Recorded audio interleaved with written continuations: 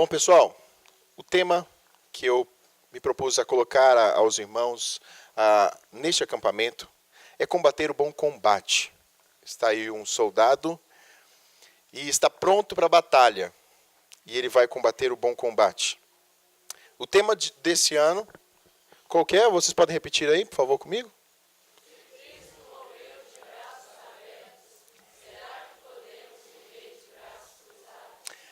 Esse é um tema desafiador para a nossa vida. Esse é um tema que nos chama a uma mudança de postura, ou ao retorno de uma postura que talvez tivéssemos e deixamos de lado.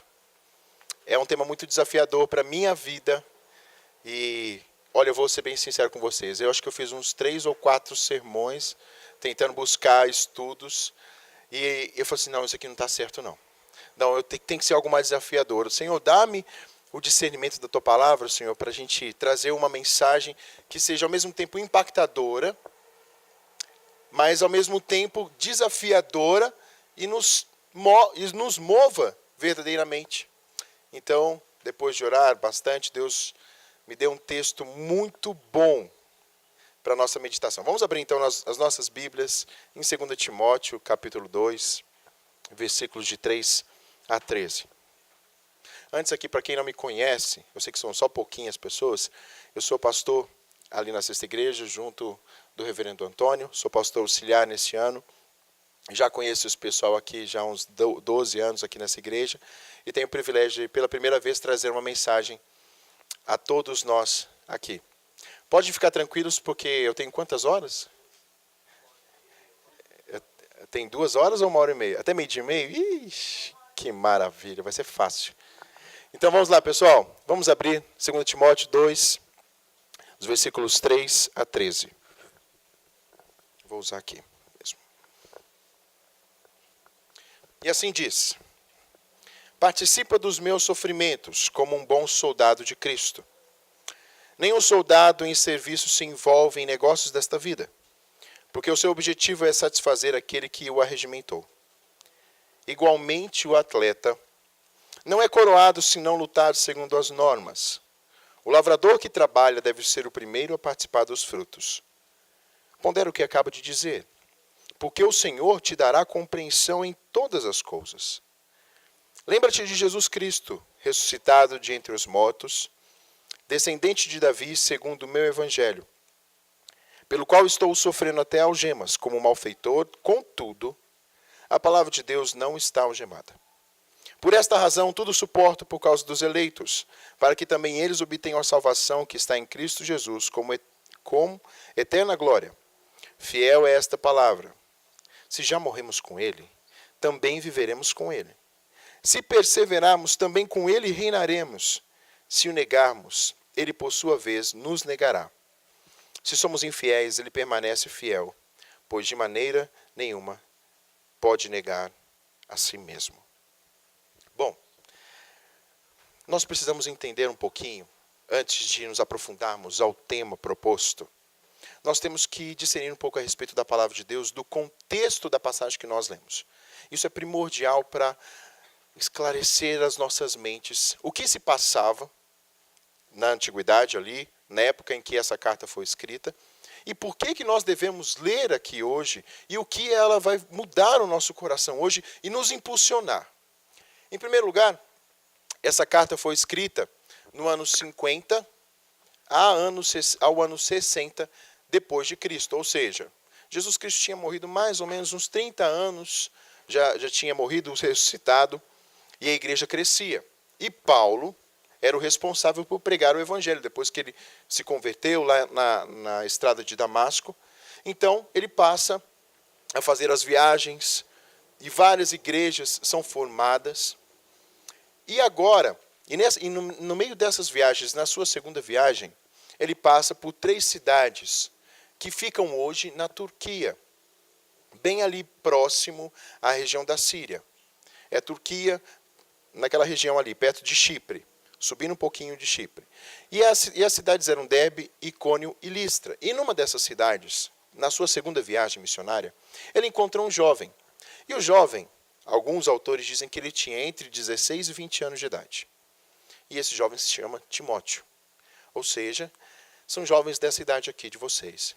Mas era um jovem que havia sido criado junto da sua mãe, da sua avó Lloyd, que citaram sempre a lei do Senhor a ele, e ele cresceu conhecendo essa palavra de Deus. E ele, quando Paulo se achegou um dia nessa cidade, chamou esse jovem: jovem, você vai comigo. Você agora vai ser meu discípulo. É muito interessante que quando a gente vai no livro de Atos, esse jovem com 16 a 20 anos de idade já era conhecido em cidades até 50 quilômetros da sua própria cidade, ou seja, era um jovem que testemunhava a respeito de Cristo. Por que é importante eu falar isso? Lembra que eu falei há pouco agora que essa lição seja para aqueles que talvez nunca se colocaram diante do Senhor para trabalhar, ou aqueles que já trabalharam e perderam a alegria no Senhor? Esse jovem era um servo do Senhor. E agora ele é capacitado através de Paulo, que era um apóstolo de Deus, do Senhor Jesus Cristo, e estava para ensinar a Timóteo. Portanto, ele anda com Timóteo. Paulo depois, no final da sua vida, ele é preso.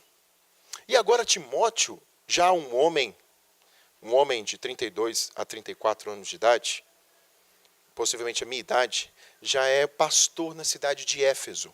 Éfeso também, uma grande cidade na Turquia, mais para aquela região perto de atual Istambul hoje. Então ele estava em Éfeso pregando, ele tinha uma igreja que estava sustentando essa igreja.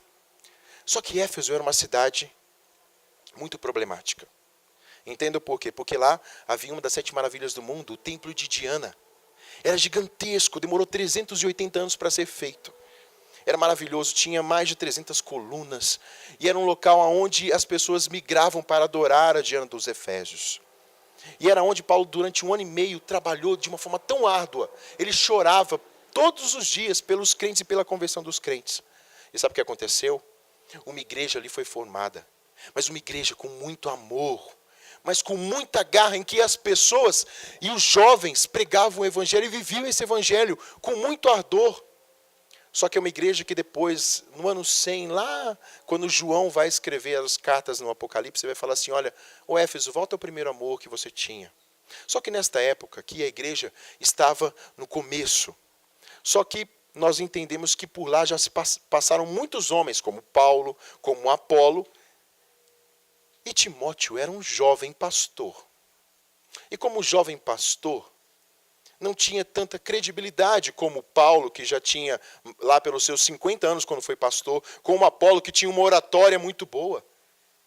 Então Timóteo começou a servir e ele começou a ser pressionado pelo povo, que era um povo idólatra, pela igreja, e ele começou a esmorecer na fé. Ele começou a fraquejar na fé. No sentido, não que ele se tornou apóstata, mas ele começou a fraquejar. Então Paulo escreve uma primeira carta. E ele escreve agora a segunda carta, a qual nós citamos. E essa carta é uma carta muito encorajadora, porque no primeiro capítulo, se você acompanhar, você vai perceber que Paulo vai começar a trazer a memória dele. Como nós vemos aqui, uma exortação para a restauração. A primeira coisa, ele fala assim: lembra de onde você veio, Timóteo. Lembra quem você é, Timóteo. Em primeiro lugar, você foi salvo por Jesus Cristo. Olha o presente que você ganhou. Você foi instruído desde pequeno. E você serve a Jesus Cristo como Senhor Salvador. E é Ele quem tem poder sobre todas as coisas. E ele fala: olha, preste atenção e dê valor a isso que você tem aprendido, Timóteo. E ao mesmo tempo, ele vai dizer palavras de ânimo no primeiro capítulo e durante todo esse segundo capítulo, palavras de ânimo, para que Timóteo volte a ser vigoroso e não tema os homens. Porque isso acontece, amados, conosco. Nós tememos os homens, nós temos vergonha às vezes. Nos tornamos adultos e as pessoas começam a questionar a respeito de Cristo. As pessoas começam a possuir várias coisas e nós muitas vezes não possuímos porque tomamos posturas de crente e às vezes nos sentimos incapacitados. Às vezes no seu colégio, você começa a ver a sua turminha caçoar porque você é crente. E você começa a ter vergonha, a ser pressionado. E é muito interessante que a palavra de Deus ela é recheada, várias vezes de palavras de exortação, mas chamando a uma mudança de postura, com sempre um sinal de esperança. E é isso que Paulo começa a fazer. Palavra de ânimo para que Timóteo e os crentes de hoje mudem as suas posturas e não sejam agentes secretos. Se você é um agente secreto do Senhor Jesus Cristo, muda sua postura agora. Vamos começar a mudar agora. Eu fui agente secreto durante muito tempo na minha vida. E eu tinha até a minha Bíblia de agente secreto, que cabia muito bem no bolso de trás. Eu tinha comprado uma biblinha e eu só levava ela no domingo. Nem na minha bolsa, na minha escola. Cristão agente secreto. Nós não podemos agir assim. O que Paulo então vai exortar a Timóteo? E de uma forma bem didática, porque Paulo era muito didático. E essa didática, ela se aplica à nossa vida. Com figuras que nós vamos e claramente entender as suas funções, e vocês vão me ajudar aqui quais são as funções desses três personagens, a qual Paulo exorta para que Timóteo tivesse essa postura desses três personagens, e também nos exorta agora para mudarmos a nossa postura.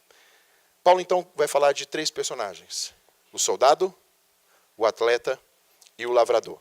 Vamos começar então.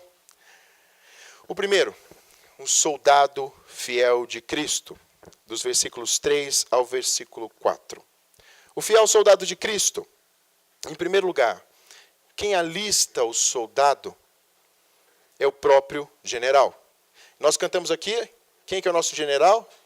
O nosso general é Cristo, seguimos os seus passos, nenhum inimigo nos resistirá. Nós cantamos agora. Quem alista os soldados é o general.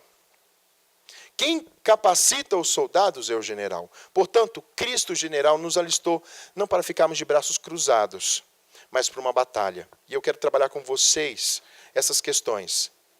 O fiel soldado de Cristo, como Paulo disse, a primeira coisa que ele fala é isto: o soldado não se envolve nos negócios desta vida. Olha que interessante.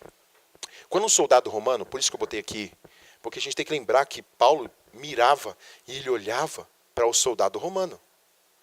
Roma tinha conquistado toda aquela região.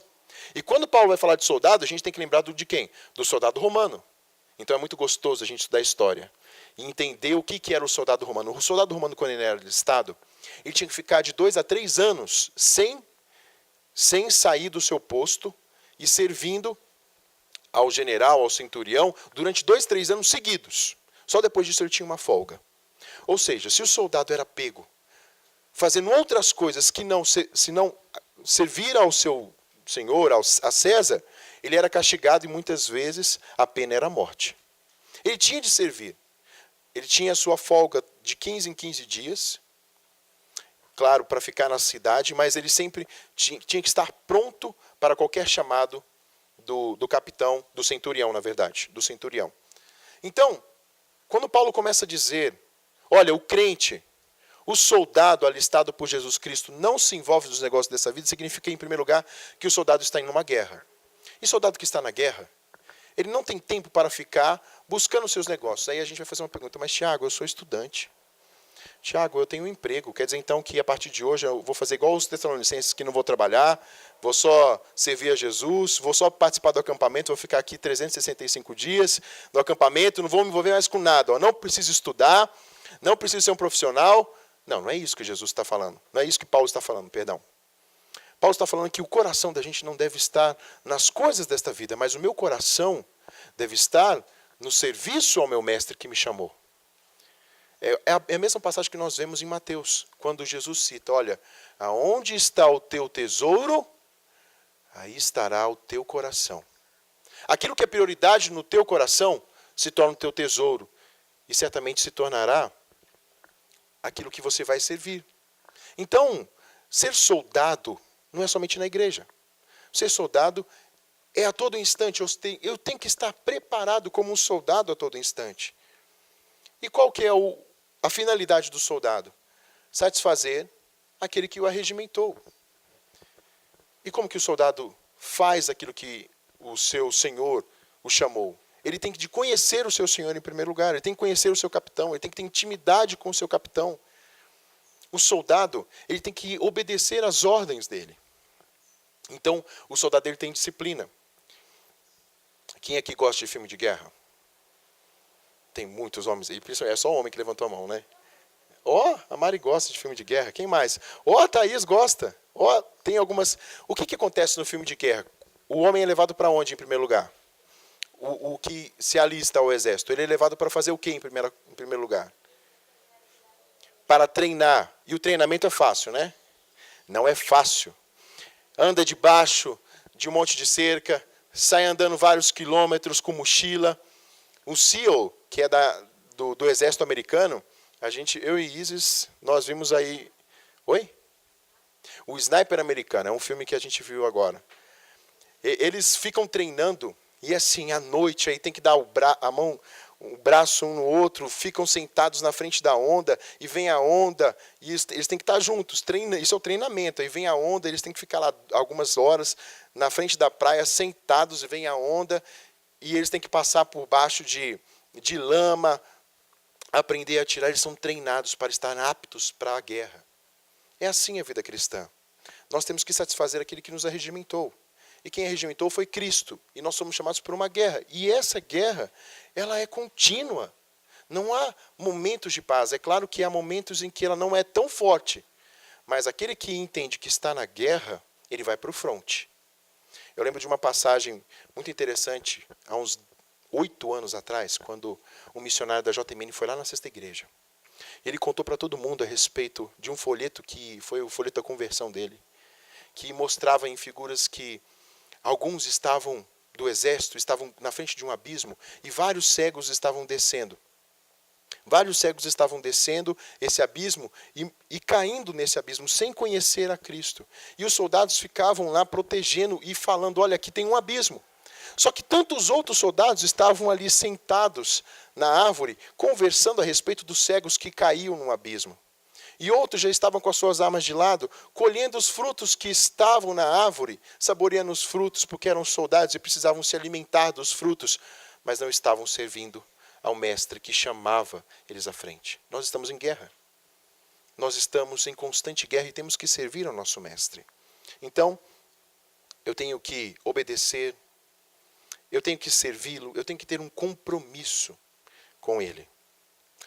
E contra quem nós lutamos? Por favor, um irmão, abra para mim Efésios 2, 6:12, por favor. E outro, leia o 6:13.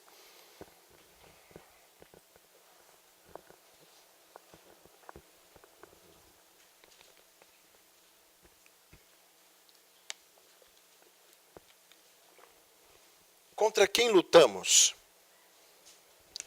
Efésios 6:12. Um irmão, uma irmã, um jovem ou uma jovem com uma voz bonita, por favor, leia para a gente.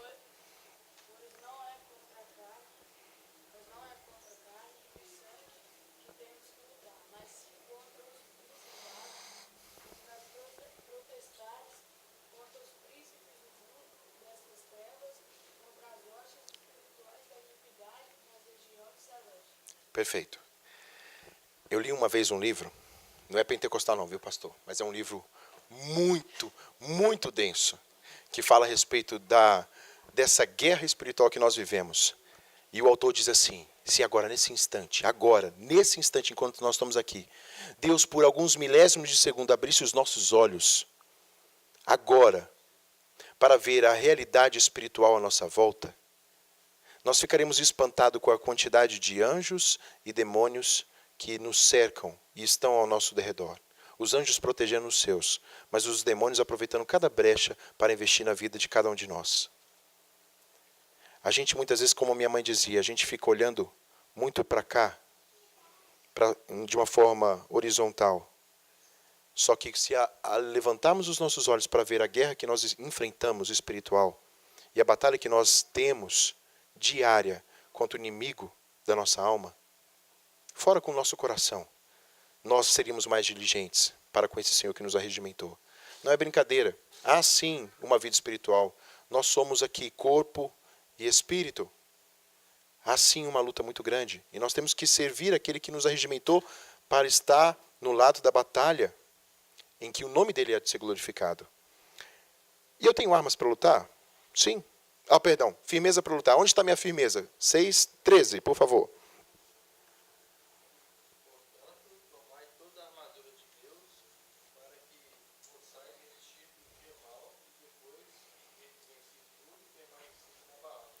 Perfeito. Um soldado precisa de armadura. Opa, é porque é a mesma coisa aqui, ó. É porque do 14 ao 18, as minhas armas para lutar. Um soldado precisa de armadura. Soldado que vai para a guerra sem arma, morre fácil. Morre cedo. Você já percebeu o soldado romano?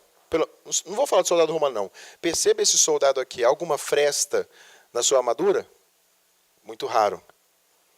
Os homens foram se aprimorando. Hoje não precisa mais de armadura, né? Hoje você tem que ter um míssil antiaéreo aí para atingir alguém, vem avião e joga uma bomba. Mas quando o ataque era pessoal, quem tinha mais defesa conseguia sobreviver. Os romanos tinham escudos pesadíssimos que protegiam todo o seu corpo. E, amados, eu quero colocar isso de uma forma bem clara para vocês. Se vocês fazem parte de uma guerra, se vocês foram chamados, nós precisamos de nos fortalecer, de nos proteger. É aqui que está a razão, porque muitas vezes nós esmorecemos na nossa vida espiritual, porque perdemos a alegria no Senhor, porque perdemos o ânimo em servir ao Senhor, porque perdemos o propósito em servir ao Senhor. Sabe por quê? Porque tem brechas na nossa vida, com Deus, que nos impedem de, primeiro, enxergar o inimigo e essa realidade, e somos atacados naquilo que mais somos frágeis. Por isso que o Senhor, através de Paulo, disse: usem o capacete da salvação, ou seja, a cabeça é o órgão principal no sentido do homem, aqui. Proteja a sua cabeça com a certeza da salvação, de que Cristo um dia te salvou. Vestir a couraça da justiça, que Jesus foi quem te justificou. Em outras palavras, use o escudo da fé com o qual você vai ser protegido. Quando vier o inimigo te atacar, relembre quem te salvou, relembre quem é o seu Senhor. Cingir com o cinto da verdade, ou seja, tenha a verdade, a palavra do Senhor segura na sua vida para te proteger. Use a espada do Espírito, ou seja, use a palavra de Deus para enfrentar o inimigo. Você não vai enfrentar o inimigo sem saber da palavra de Deus. Tenha os pés calçados com a prontidão do Evangelho. É isso que Paulo vai falar.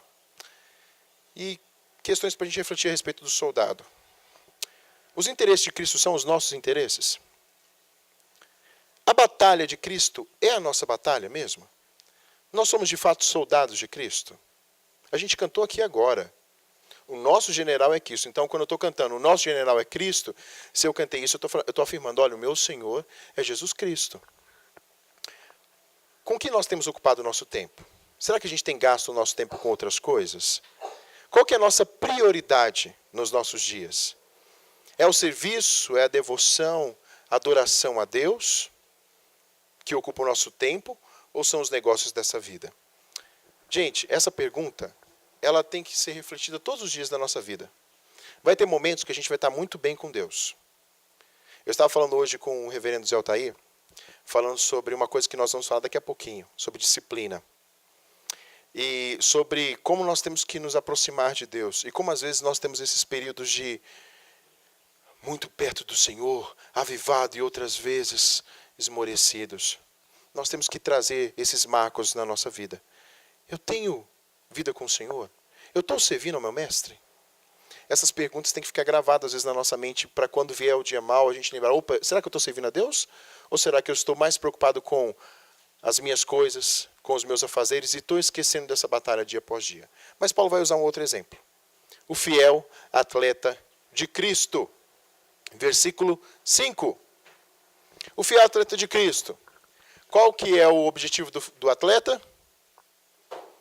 Alcançar a vitória. Tem algumas pessoas aqui competitivas, que jogavam peteca no ano retrasado, sem ser esse ou outro, não queriam perder de jeito nenhum. Aqui, eu lembro do pessoal jogando peteca, jogando futebol, ninguém quer perder. Não é verdade? Imagina o André falando assim, não, vou perder hoje. Não quer perder. A gente não quer perder. A Isa falou assim que eu sou competitivo demais.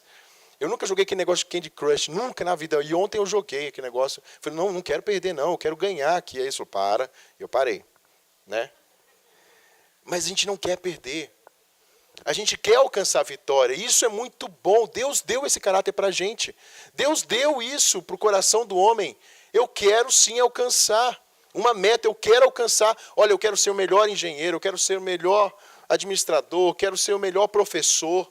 Nós temos alvo. Vamos estar falando com um casal aqui que quer ter um alvo na vida. Eu quero ter 4 filhos, eu quero ter isso. Nós queremos ter alvo e nós corremos atrás. Só que agora eu quero colocar novamente. Será que nós estamos correndo atrás daquilo que é o mais importante para a nossa vida? Ou somente daquelas coisas terrenas? Não estou falando que correr atrás das coisas terrenas é ilícito. Não, é lícito. Mas aquilo é prioridade ou Deus é prioridade? Será que eu tenho aquela gana de falar assim, eu quero correr atrás do alvo, de ler a palavra do Senhor, entender mais esse ano a respeito de Deus? Eu quero que as minhas falas se tornem falas a respeito da palavra de Deus. Que cada momento que eu sentar com as pessoas ao meu redor, eu quero falar de Deus. Eu quero alcançá-lo e ter uma meta. Mas é muito interessante que o atleta ele precisa de seguir normas, de ter regras. Ninguém consegue ser atleta se não seguir uma regra. Se o Thiago Lang quer emagrecer os 8 quilos que ele conseguiu nesse último ano, eu preciso ter o quê? Disciplina. Eu preciso seguir regras. Aí eu falava assim para minha esposa, não, amor, é só eu cortar o doce. Não adianta. Eu vou comer mais no almoço. Mas é verdade, eu preciso ter regras, eu preciso comer de 3 em 3 horas, não é, Lucas? De 3 em 3 horas, o Lucas e o Vitor estão agora fazendo essa meta aí de ter um corpo definido nesse ano, assim, ficarem fortes. E eles estavam falando a respeito, eu via os dois aí conversando, é preciso ter regras, obedecer regras. E eu consigo seguir essas regras? Será que há regras? Aonde nós podemos buscar as regras? Na palavra de Deus. É necessário também o atleta ele cuidar do seu corpo. Um bom atleta não é aquele que fala assim, eu vou correr agora, hoje, Thiago Lang quer emagrecer 8 quilos, eu vou correr daqui até não sei aonde, 20 quilômetros hoje. Gente, eu vou cair no meio do caminho. Por quê? Porque eu preciso me preparar. Segundo, nós sabemos de alguns fisioterapeutas que nós precisamos ter força nas nossas pernas, nós temos que ter força nos nossos músculos a fim de exercitarmos cada vez mais. Então eu preciso cuidar do meu corpo. E qual é o meu corpo? O templo do Espírito Santo. Então eu preciso me preparar, eu preciso ter tempo com Deus. Como eu estava falando com o reverendo Zé Altair hoje, eu preciso ter disciplina rigorosa. Aí você vai falar assim, Tiago, eu não consigo ler Bíblia. Eu não consigo orar. Eu vou te falar, para nossa vergonha, como disse o reverendo Ulisses lá na nossa sala, para nossa vergonha, muitas vezes, os crentes são os menos rigorosos e os mais indisciplinados na vida com Deus. Nós não temos horário para orar. Nós não temos horário para ler a palavra de Deus. Nós temos horário para tudo, menos para essas coisas. Voltando ao que eu estava falando aqui de manhã. Eu tenho me esforçado e é difícil. Eu quero falar para vocês, como irmão mesmo, é difícil a gente ter disciplina. É muito difícil. Mas nós precisamos estabelecer. Eu já coloquei no meu coração, eu preciso acordar meia hora mais cedo do que eu levanto. Para quê? Para começar a ler de uma forma mais sistemática a palavra de Deus, para a minha edificação, para a edificação da minha esposa, para a edificação do meu lar, para a edificação da igreja. Eu preciso ter disciplina. Às vezes a gente tem disciplina para malhar, tem disciplina para estudar, para jogar. A gente tem disciplina para jogar, sim. O pessoal acaba de fazer os estudos e tem horário certinho para jogar. A gente tem disciplina quando tem um jogo de futebol. A gente faz tudinho até o horário do jogo para a gente ver o jogo. A gente tem disciplina. Fala assim, nunca tive. Tem sim. Para aquilo que você quer fazer, você coloca tudo em ordem na sua vida para que você faça e obtenha aquele momento seu que você ama, independente do que ele seja. Deus deu ao homem a capacidade de ter disciplina sim. E Deus ainda fortalece aqueles que querem servi-lo. Tem que ter uma boa alimentação. Tem que ter exercícios adequados. Como o Salmo 1 disse, olha, eu tenho que meditar dia e noite, e a minha alimentação vem da palavra de Deus. Se eu quero ser um atleta do Senhor, se eu quero ter um alvo, eu preciso me alimentar da palavra dele. Eu tenho que ter vida prática de oração, tenho que ter vida de comunhão. Olha, isso aqui é muito importante. Vou fazer uma pergunta para vocês. Quem é o chefe do soldado? Oi? Não, tá, ok. Quem é o chefe do soldado? O general. Quem instrui o atleta? O técnico. Eu não vou falar do lavrador agora. Esses dois que nós citamos. Vamos lá. O soldado ele fica sozinho na guerra? Não. O atleta, por mais que às vezes tenha alguns jogos individuais, ele fica sozinho? Não. Significa o quê? Que o meu maior incentivo é o meu irmão do lado. Por isso, não deixe de congregar. Você quer ficar fraco na sua vida espiritual?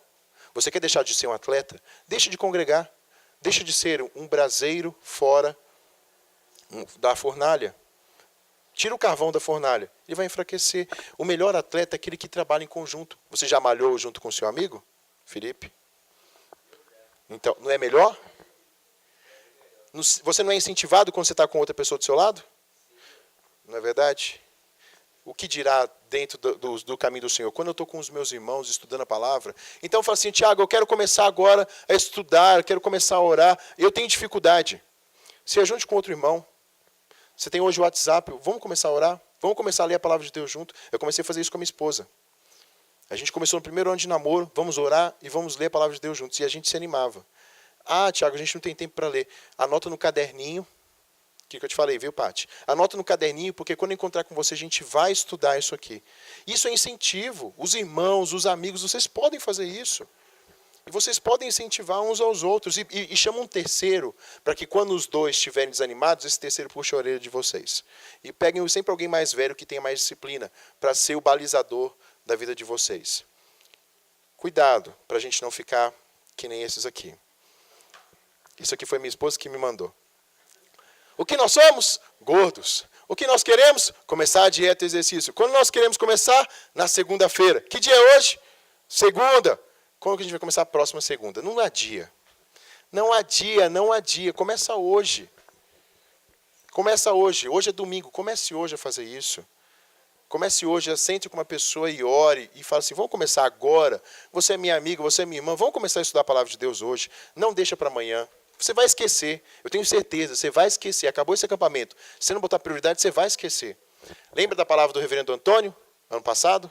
A respeito do... Eu não estava aqui, mas a respeito daquela vida com Deus, aquela intimidade com Deus, que alguns iam esquecer em uma semana, outros em 2 meses, 1 mês, iam esmorecer. Isso acontece. Isso a palavra de Deus diz. Então a gente tem que aproveitar agora para a gente estar junto. O fiel, então, atleta de Cristo, ele precisa ser disciplinado, significa que ele precisa exercitar todos os dias, e ele precisa ser um atleta do Senhor e praticar com as pessoas diariamente o que ele tem aprendido. Por fim, o fiel lavrador de Cristo. 2 Timóteo 2,6. Eu não coloquei nada aqui, porque eu quero perguntar para vocês. Quem já trabalhou na lavoura aqui? Eita. Opa! Gabriel trabalhando na lavoura? Trabalhar não, você só foi, né? Andar na lavoura. O Marcos lá atrás está falando que não. Ó. Vamos lá, mas alguém sabe aqui me falar o que é necessário? Vamos lá. O Lucas comprou um campo lá em Goiânia, porque ele vai para Goiânia agora. E ele vai fazer o quê? Primeira coisa que ele tem que fazer. Ele comprou um campo, só que o campo está cheio de árvore, cheio de pedra. O que é a primeira coisa que ele tem que fazer? Limpar o terreno. Ok, ele vai limpar o terreno. Só que horas que ele vai levantar para limpar o terreno? Porque lá não tem energia em Goiânia. Vai levantar 4 horas da manhã para limpar o terreno. Ok, só que o terreno de Goiânia é um terreno vulcânico. Oi? Ok, perdeu dinheiro. Ele vai ter que investir no quê? Ele vai ter que investir no quê? Vai ter que correr atrás do quê para trabalhar o solo dele? Vai correr atrás de um agrônomo. Porque o solo dele, além de ser vulcânico, tem rochas lá embaixo. E ele quer plantar laranjeira. Então, vamos lá, ele chamou o agrônomo, foi trabalhar na terra, tem alguns geólogos aqui que eu conheço, também geógrafo aqui e tal. Aí ele trabalhou na terra, só que ele descobriu que a terra dele tem muitas pedrinhas. O que ele tem que fazer? Desiste do solo? Não, não vai desistir do solo, porque vai ficar 4 anos em Goiânia. Oi? Tá, ok. Ele vai trabalhar o solo, ele vai levantar de manhã. Ok, ele preparou o solo está bonito agora. Só que o solo não tem nada. O que ele tem que fazer agora? Vamos lá, gente, vocês são... Arar a terra. O que é arar a terra?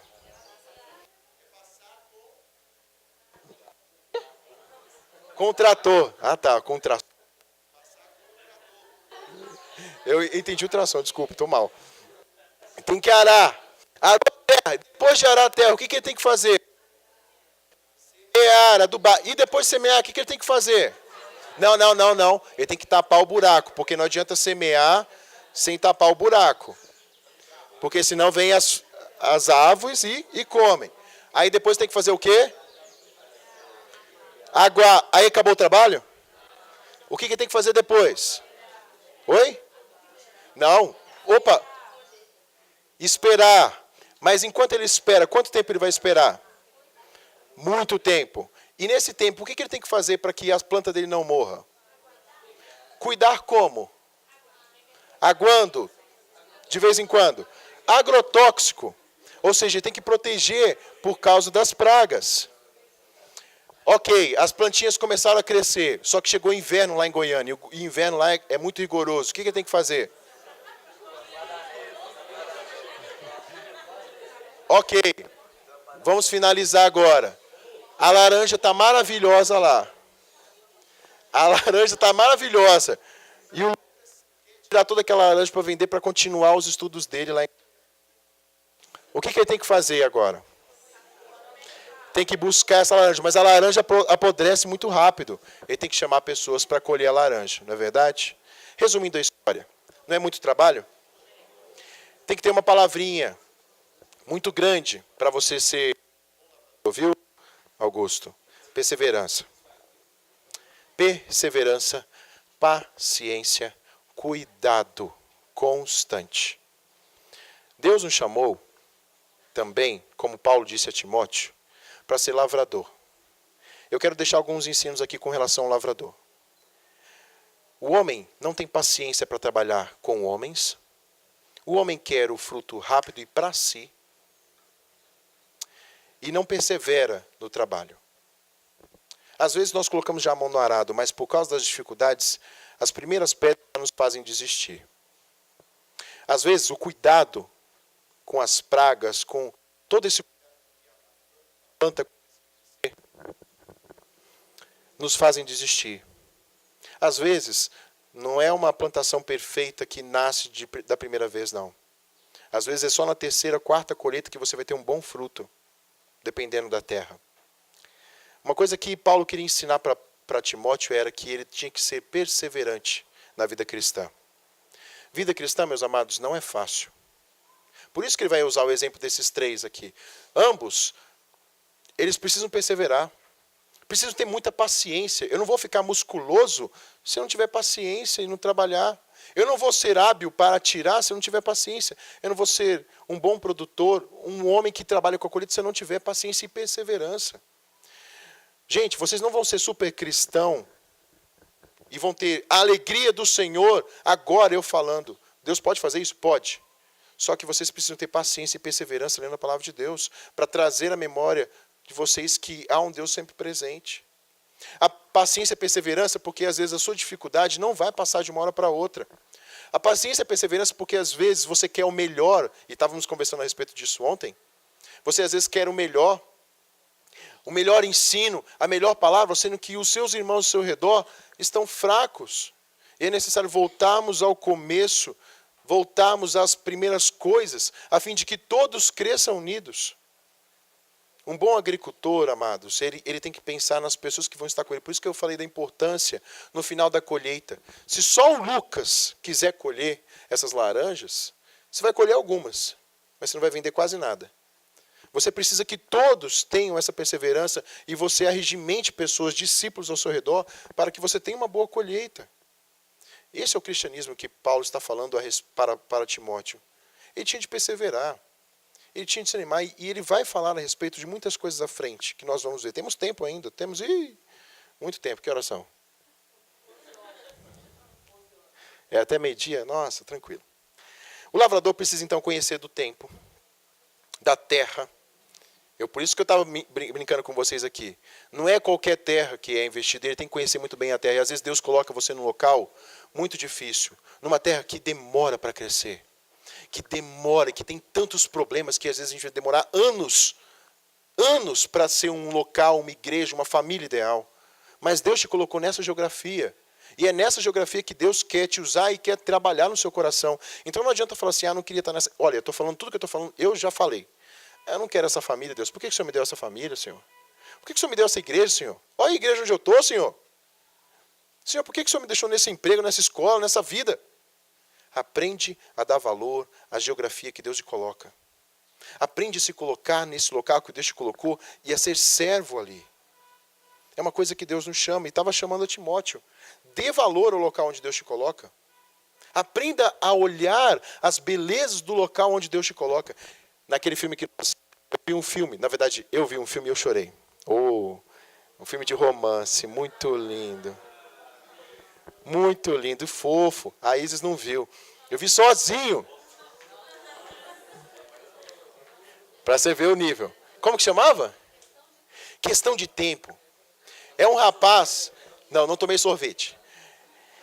É um rapaz que ele tem... Os homens da família têm o poder de voltar no tempo. De voltar no tempo. E só ele pode voltar, ele tenta consertar o tempo dele todo. Sabe um dos ensinos assim, eu não vou falar do filme, mas o ensino do pai é... Ali, quase para o final, então não estou contando o final, o que acontece.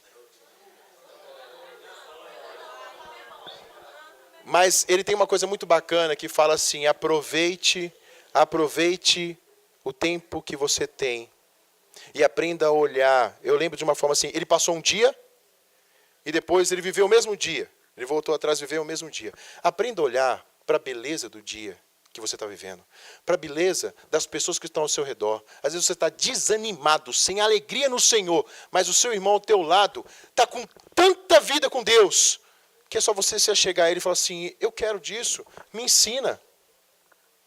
Às vezes você está tão desesperado, sem vida, você consegue enxergar e você só vê assim, poxa, eu queria ser que nem esse fulano de tal.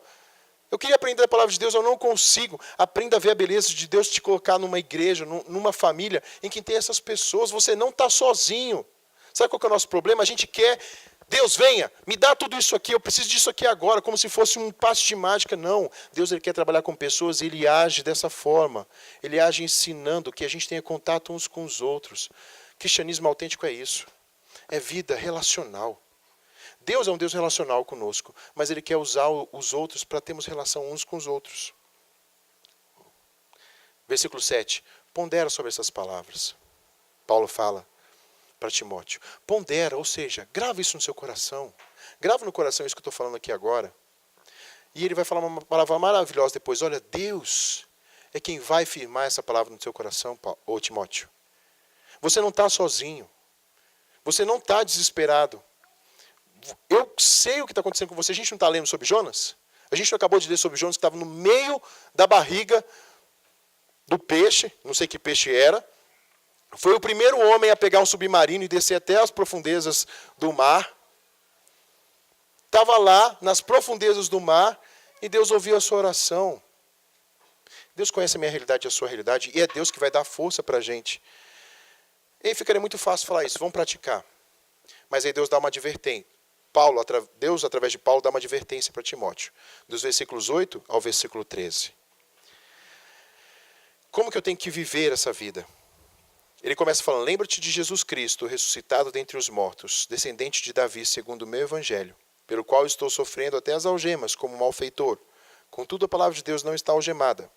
Por esta razão, tudo suporto por causa dos eleitos, para que também eles obtenham a salvação que está em Cristo Jesus, com eterna glória. Aonde eu busco força? Primeira coisa, lembrando quem é o seu Senhor. Cristo é o meu paradigma, ou seja, Cristo é o meu exemplo. Eu vou chegar à estatura dele? Não vou chegar. Mas ele é o meu alvo. Então, como soldado, eu sirvo a Cristo. O meu alvo é ser como Cristo. E eu sirvo na seara do meu Senhor. Então, Cristo é o meu paradigma. Mas eu tenho que lembrar também que, como Paulo está falando aqui, ele estava algemado. Então, não venha com essa ideia de que cristianismo é oba-oba, é sempre alegria. Não.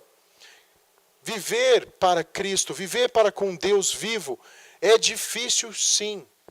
Se você quer ser um soldado, você vai estar em guerra. Se você quer ser um atleta, você tem que fazer exercício. Se você quer ter uma lavoura produtiva, você vai ter que trabalhar. Não é fácil. Só que há uma verdade incrustada nessa dificuldade, que é isso que nos dá paz, nos dá alegria, nos dá motivação para a gente viver. É porque Paulo vai falar assim, olha, apesar disso, onde está a minha esperança? É que ninguém pode silenciar a palavra de Deus. É que ninguém pode silenciar a minha boca. Eles podem matar o meu corpo, mas essa palavra ela é viva. Sabe por que nós estamos aqui agora? Porque homens tal como Paulo, como Timóteo e tantos outros, viveram o cristianismo, viveram através da palavra e falaram dessa palavra, e muitos morreram. E continuam morrendo por causa de Cristo. Só que a palavra não pode ser silenciada, porque ela é poder de Deus. E é isso que me dá esperança. Então, o que me dá esperança é que a palavra de Deus é poder para a minha vida. É um poder restaurador. É um poder capacitador, que pode transformar a minha condição independente do que eu fiz até hoje. O perdão dele é restaurador. O Pai que nós temos é um Pai que chama cada um de nós para a sua presença. Então nós não estamos sozinhos. A sua situação hoje não é tão difícil que Deus não possa movê-lo. E eu posso estar falando aqui agora, você pode estar longe, com a sua mente lá em BH. Mas eu tenho certeza para falar, eu estou falando da palavra de Deus. Eu não tenho poder. De jeito nenhum não tenho poder. Só que essa palavra que eu estou falando é uma palavra tão verdadeira, que pode estar alcançando seu coração aqui agora e pode te despertar hoje, amanhã, ou daqui 10 anos. Porque eu ouvi essa mesma palavra quando eu tinha 13 anos. E essa mesma palavra veio na minha cabeça lá na Inglaterra, numa tarde bem fria da Inglaterra, quando eu estava olhando para uma árvore seca. E essa mesma palavra veio para mim, dita pela minha mãe, quando eu tinha 13 anos de idade. Deus pode despertar, porque ela é poder. E quando é para despertar, ele faz morrer a semente a fim dela brotar. E Paulo vai mostrar o maior significado ainda por trás desse poder. Sabe por que eu sirvo? Sabe por que eu estou na guerra? Não é só para minha edificação, não. É para que outros conheçam a Cristo. É para que outros conheçam a respeito dessa verdade. Então por isso que ele pode falar assim, por isso que eu suporto essa luta, por isso que eu suporto esta vida de atleta, por isso que eu persevero. Sabe por quê? Não só para minha edificação, mas para que os outros ao meu redor comecem a conhecer ao Senhor. Ou seja, Felipe, quando você malha com seu amigo, você quer ser forte, não é? Mas sabe como que é a diferença do cristianismo? É para que o outro seja também forte e outros aprendam a se tornar mais fortes, talvez mais fortes do que eu. O bom mestre é aquele que não é mestre para si, mas aquele que consegue transformar outros mestres, e talvez melhores do que ele, a fim de conhecerem a verdade e serem transformados por ela. Está vendo aqueles soldadinhos ali? São os soldados romanos. Soldado romano sozinho não ganhava a batalha. Sabe por que os soldados romanos ganhavam a guerra? Está vendo o que eles estão fazendo ali agora? Isso é uma tática de avanço de lanças. Para quem gosta de história, o primeiro soldado se sentava no chão, ajoelhava, colocava o seu escudo. O soldado atrás dele vinha com o escudo por cima. E os terceiros soldados lançavam seus escudos atrás e pegavam suas lanças e lançavam. E faziam isso 20 vezes. E lançavam. Depois eles se fechavam em testudo, ou seja, formavam um quadrado. E eles iam avançando. Todos juntos, independente do tamanho deles, eles tinham disciplina. O exército romano, uma vez, com 80 mil homens, acabou com um exército de 980 mil homens. Não sobrou um sequer, porque eles tinham disciplina e porque eles tinham um alvo. Não deixar que o meu colega ao lado saísse da formação. Eu estava lutando para o próximo. E era isso que Paulo queria dizer para Timóteo. Timóteo, você em primeiro lugar não está sozinho.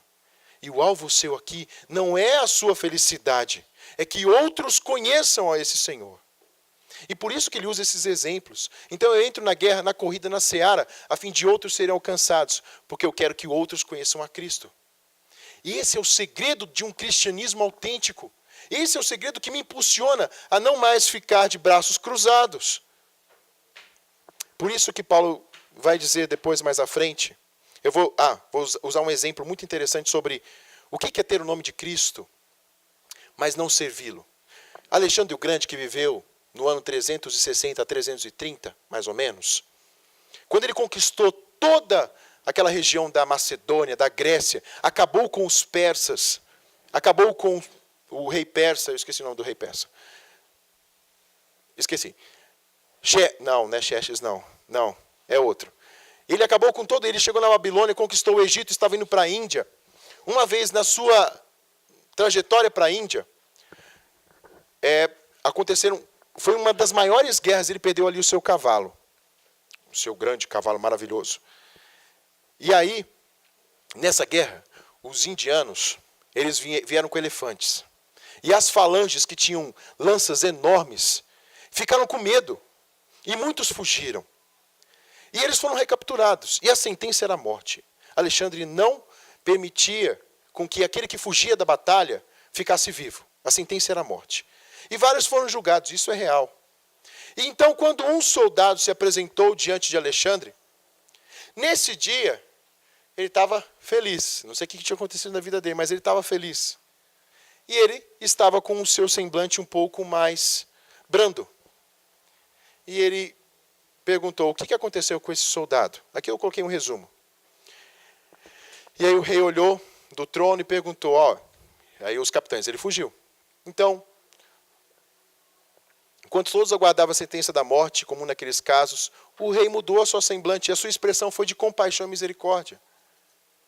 E aí se chegou o soldado e perguntou, qual é o teu nome, meu filho? Aí o soldado falou, Alexandre, meu senhor. Nesse instante, ao ouvir aquilo, o rei novamente se transformou e chegou bem na frente dele e falou assim, qual é o teu nome? E aquele soldado falou assim, Alexandre, meu senhor. Final, ele morreu, tá? Aí o Alexandre, olhando nos seus olhos, falou assim, soldado, mude a sua conduta ou mude o seu nome. Ele morreu, esse soldado. Mas o que significa isso aqui? Nós temos o nome de Cristo. E quando nós não servimos a Cristo como precisamos servir, estamos agindo dessa mesma forma como esse soldado, se envergonhando de Cristo. Só que o Senhor Jesus Cristo não é como Alexandre, não. É claro que ele resgata os seus, ele transforma os seus. Isso é bênção e graça de Deus. Mas nós não podemos agir com o nome de Cristo com braços fechados. Então, a quem agradaremos? Como cristãos, precisamos decidir a quem agradar. Leia para mim, Camila, Mateus, pode ler ali, 6:24. Jesus disse, ninguém pode servir a dois senhores, porque ou há de aborrecer-se de um e amar o outro, ou se devotará a um e desprezará o outro. Tiago confirmou, não compreendeis que a amizade do mundo é inimiga de Deus? Aquele, pois, que quiser ser amigo do mundo, constitui-se inimigo de Deus. Então, eu sirvo só a dois senhores. Se eu estou apático na minha vida cristã, eu não estou servindo a Cristo. Isso é fato. Se eu estou esmorecido, eu sirvo ao meu inimigo. Eu preciso servir ao meu Senhor. E o maravilhoso é que essa palestra aqui nos incentiva e nos mostra que o Senhor quer um compromisso com você. Ele não te abandonou. Às vezes você está longe e veio para cá, como até o Pedro disse, como se fosse uma colônia de férias. Mas Deus quer trazer de volta ao seu coração esse compromisso. Mas aí vem aquela pergunta, e agora o que eu faço? Poxa, vai acabar assim a palestra? A gente esmorecido? Poxa, sou devedor. E é realmente, por um lado, esse é o objetivo da palestra, mostrar como nós precisamos dele. Como que eu vou ter forças, então, para servir Cristo, Tiago? Como que eu vou deixar meus interesses? Como que eu vou adquirir essa disciplina? Como eu vou conseguir ser paciente, perseverante, ter confiança em Deus, para alcançar mais almas? A resposta está nos versículos acima. Diz assim, 2 Timóteo 2, de 1 a 2. Tu, pois, filho meu, fortifica na graça que está em Cristo Jesus. E o que da minha parte ouviste através de muitas testemunhas, isso mesmo transmite a homens fiéis e também idôneos para instruir a outros. Ou seja, olha só a delicadeza, não. A sutileza, o amor nessas palavras de Paulo para com Timóteo. A primeira coisa que ele fala assim, filho meu. Olha o cuidado de um pai para com o filho. A gente está falando assim, como que é difícil às vezes cuidar do filho, mas como é importante cuidar do filho. E o carinho que o pai tem de ter para com o filho e para educá-lo. Olha como que Deus trata os seus filhos e trata a mim e a você. Você é filho. E Ele quer que você seja transformado. Então ele fala, filho meu, fortifica na graça que está em Cristo. Em outras palavras, ele queria dizer, ô Timóteo, adolescentes e jovens que estão aqui hoje, 2000 anos depois desse evento, você foi salvo por uma graça divina. Você estava destinado a uma vida sem Deus. Uma vida segundo os seus próprios esforços, que não iam alcançar nada. Mas você foi alvo da graça de Deus. Você já é rico. Você já é rico e você possui sim todo o poder necessário para ser transformado e ser agente de mudança. Então, quando vier esses pensamentos de que não sou nada, não tenho força, você já é agraciado. Em segundo lugar, você tem um pai que te conhece e que te habilita, e que quando é para o nome da glória dele, e você reconhece que precisa disso, ele vai trabalhar a fim de que você cresça no nome dele, que você cresça em conhecimento. Força só tenho se praticar. Então eu preciso conhecer mais de Cristo, eu preciso ter intimidade e envolvimento.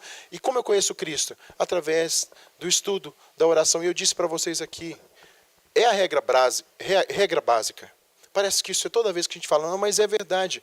Estudando a palavra, é tendo comunhão, mas acima de tudo, lembrando que nós não estamos sozinhos, como eu disse anteriormente, há 20 minutos atrás. Você tem o seu irmão para ser o seu apoio. Se você é um jovem que acabou de casar, ou está casado há um tempo, ou há muito tempo, você já não é mais fraco sozinho. Você já tem um companheiro, uma companheira para te ajudar. Vocês agora são uma só carne e podem ser juntos muito mais fortes do que sozinho. Se você ainda está na sua casa, você turria do cara. É esquisito, mas o bichinho está forte. Eu tenho certeza que esse cara corre demais. A ponto de você ter forças para correr. Eu não consigo fazer isso, porque eu tenho uma artrose. Eu tenho uma artrose violenta. Esse cara aqui, eu esqueci o nome dele, mas esse cara aqui, ele corre mais ou menos 50 km por dia. Não conheço não. Eu peguei na internet dele. Ele é corredor não é off-road, não. Ele corre nas florestas. Ele corre no mato. 50 km por dia. Esse cara é violento. Ele era gordo até os seus 22 anos. Sedentário. Eu tenho esperança. Eu não tenho, né? Porque eu tenho artrose no joelho. Mas pode ser de bicicleta, né? Mas persevere. Olha, você vai ver quanta gente lá que era gordona e malhou. Uma vez eu vi aquele programa que era aqueles gordões que faziam academia e eles iam sendo eliminados. Aí eu lembro de um que ganhou. O cara acho que tinha uns 200 quilos. O cara ficou forte, mais forte que o Israel que está bombando. Que está com o braço assim. Mas forte mesmo. E o cara era assim super sedentário. Se Deus mostra através desses homens que há sim transformação, o que dirá na sua vida para ser um servo do Senhor? Persevere então, sem esmorecer. E por fim, persevere na seara que Deus te colocou. Louve a Deus pelo lugar onde Deus te colocou. Olha, eu aprendi uma coisa muito importante quando eu entrei no seminário. Fala a respeito de igreja. Eu sou pastor, o reverendo também é pastor, claro, óbvio. Reverendo Antônio. E uma coisa a gente aprendeu lá no seminário, fala assim, olha, a igreja onde você está, você tem que amá-la como se você fosse morrer ali. As pessoas que você convive são os seus irmãos. Se alguém se afastou, você deve sentir no seu coração como se fosse alguém saindo da sua casa e você precisa resgatá-la. Você precisa amar a sua igreja independente dos problemas que ela tem e se colocar lá até que Deus ou lhe tire de lá para servir em outro lugar ou te coloque ali ou então te retire por alguma... As duas coisas eram. A primeira, ou te retire para você servir em outro lugar e ser da mesma forma um agente, ou essa igreja se apartar totalmente da palavra do Senhor. E não quiser ouvir nada e se voltar ao inimigo. São só as duas possibilidades para eu sair do local onde Deus me coloca.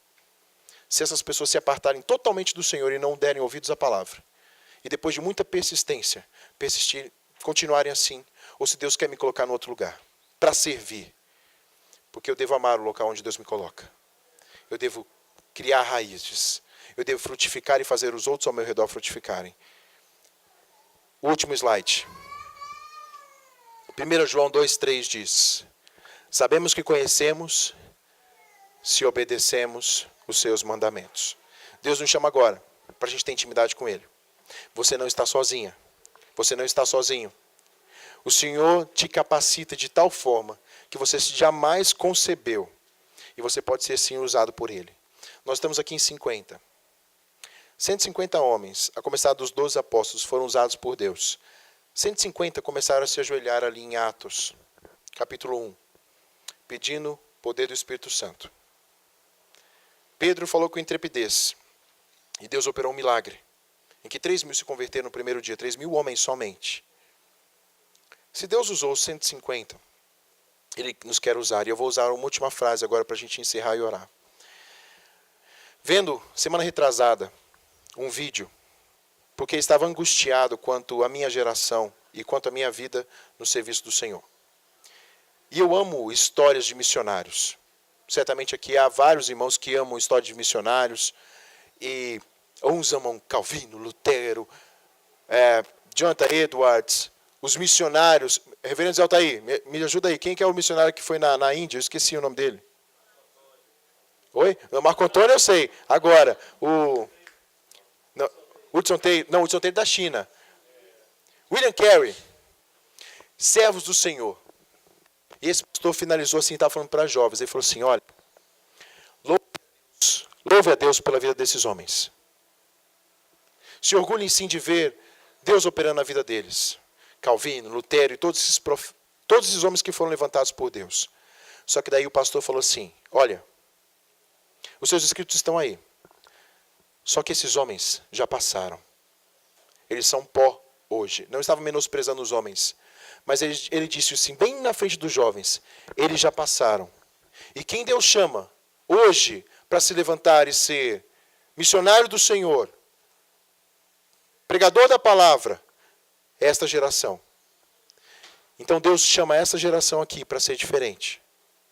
Nós não temos que ficar colocando a tarefa na geração que já passou ou na próxima geração. A responsabilidade é nossa aqui agora.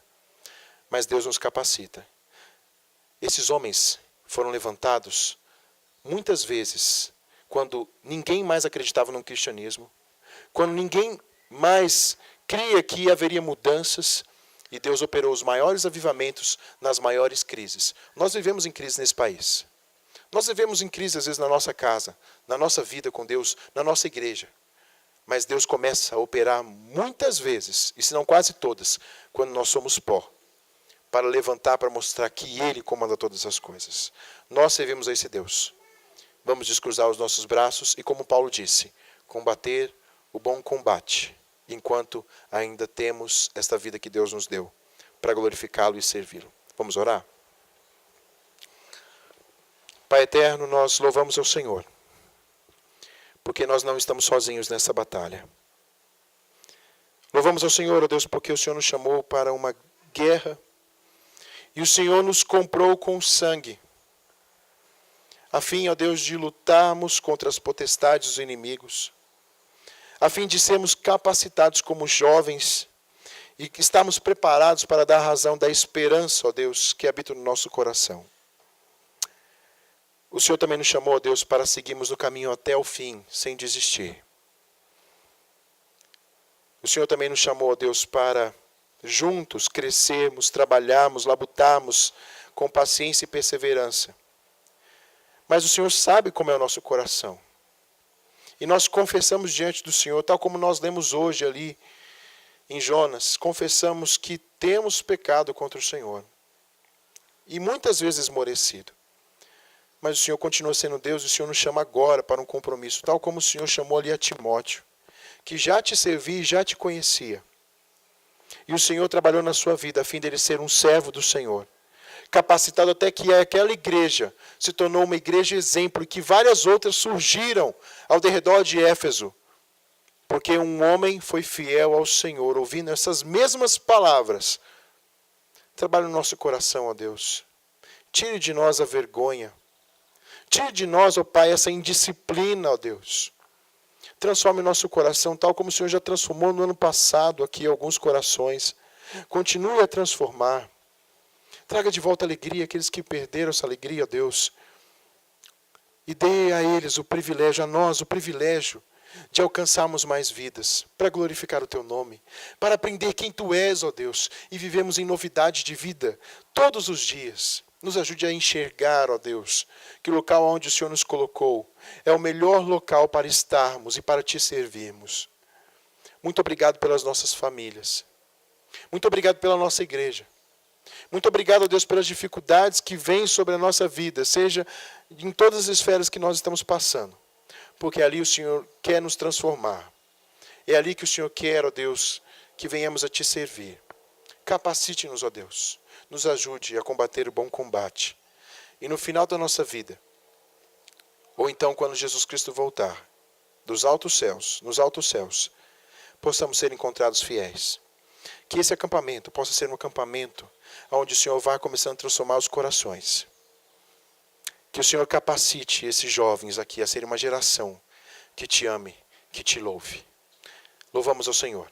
Dá-nos aqui um domingo tranquilo, com muita alegria no serviço do Senhor e para aprendermos a Te glorificar sempre. É isso que eu Te louvo, Te peço e agradeço no nome do Senhor Jesus Cristo. Amém. Pedro?